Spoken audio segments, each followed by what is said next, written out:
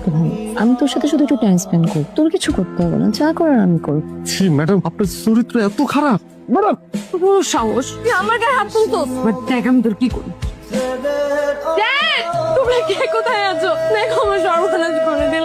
আমার ছেলে মেয়ে এইভাবে বাইরে না, আমার ছেলে মেয়ে বাইরে না, আমার বাচ্চা দাদা। ও জামাই আমার ড্রাইভার ছিল, সেই জন্য তোদেরকে আমি এই বাড়িতে আশ্রয় দিছিলাম। এর প্রতিদান তুই এইভাবে দিলি? ওর কোনো দোষ নেই, আমি কিচ্ছু করিনি। চুপ শালার বেটা, মুখোমুখি তর্ক করছ না? এই অপমানের সাইতে তো আমাকে পয়সা থাকতো, পয়সা পয়সা। নাও সাহেব, এখানে 3 কোটি টাকার চেক আছে। না, আমি টাকা নিব না। এই টাকা দিয়ে মির্জার সব সয় সম্পত্তি আমি কিনতে পারবো না। মির্জার ব্যবসাকে আমি ধ্বংস করতে পারবো না। মির্জার মেয়েকে আমি চাকরানি বানাতে পারবো না। তার মানে তোমার আরো টাকা লাগবে?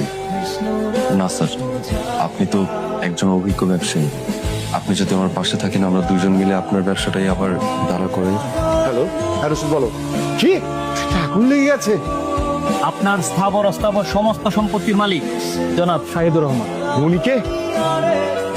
সাহেব তুই? এই ফকিরের বাচ্চা, মিথ্যার থালা হাতে নিয়ে দাঁড়িয়ে আছিস, কোন সাহস আমার নাম ধরে রাখতেছিস? এই মির্জা নাকি যায় হালার পুতের কথা হইতা স্যার, হাতের উপর অনেক অত্যাচার করছে, ম্যাডামের উপর অনেক অত্যাচার করছে, আমার বাপের দাদা আর জীবনের উপর।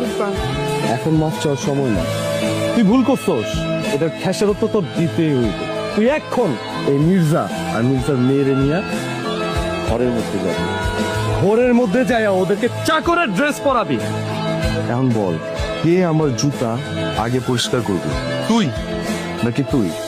এক কাজ কর, তুই কর। তুই তোর ওড়না দিয়ে আমার শুটারে ভালো করে পরিষ্কার করে দে, আর তুই তোর গামছা দিয়ে আমার শুটা পরিষ্কার কর। কর। এই যে স্যার আপনার চা। চা